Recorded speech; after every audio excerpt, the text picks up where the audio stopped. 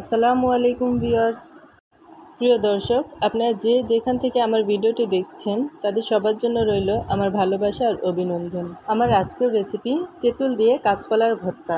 এই ভর্তাটি খেতে এতই মজা যে যাকে খাওয়াবেন সেই বলবে আলহামদুলিল্লাহ, দারুণ মজার একটি ভর্তা।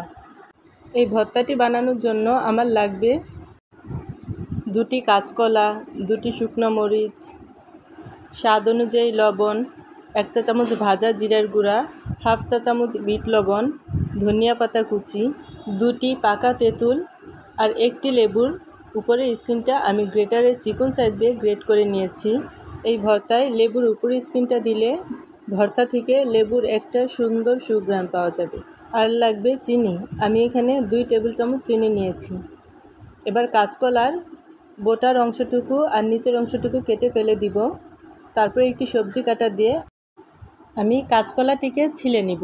কাঁচকলাটি ছিলা হয়ে গেলে কাঁচকলাটি ধুয়ে গ্রেটারের মোটা সাইড দিয়ে আমি গ্রেট করে নিব। আপনারা চাইলে বটি কিংবা ছুরি দিয়েও এই কাজটি করতে পারেন। তো আমার কাছে মনে হয় গ্রেটার দিয়ে কুচি করলে ভর্তাটা স্মুথ হবে। এবার শুকনো মরিচ 2টি আমি হাত দিয়ে ডলে ডলে গুঁড়ো করে নিব। আমি এই ভর্তায় শুকনো মরিচ দিয়েছি, কারণ শুকনো মরিচ দিলে ভর্তাটা থেকে মরিচের সুন্দর একটা ঘ্রাণ আসে। তো কেউ চাইলে এখানে কাঁচা মরিচও কুচি করে দিতে পারেন। এরপর আমি বাকি উপকরণগুলো এক এক করে দিয়ে নিব। প্রিয় দর্শক, আমার এই সহজ সুন্দর রেসিপি পেতে আমার চ্যানেলটিকে সাবস্ক্রাইব করুন আর পাশে থাকা বেল আইকনে প্রেস করুন।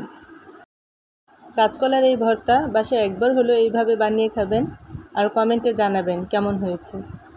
সবগুলো উপকরণ দেওয়া হয়ে গেলে হাত দিয়ে কচলিয়ে সবগুলো উপকরণ আগে মিশিয়ে নিব।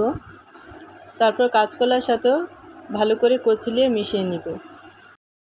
এই গরমে দুপুরবেলাতে এই ভর্তাটি বানিয়ে খেতে এত ভালো লাগে যে না বানিয়ে খেলে বলে বোঝানো যাবে না। আমরা তো সবাই জানি কাঁচকলা পুষ্টিগুণে ভরপুর একটি সবজি। কাঁচকলায় রয়েছে প্রচুর পরিমাণে আয়রন, যা রক্তশূন্যতা দূর করতে খুবই কার্যকরী। প্রিয় দর্শক, আপনারা অনেক ভালো থাকবেন। আজকে এ পর্যন্তই। আল্লাহ হাফেজ।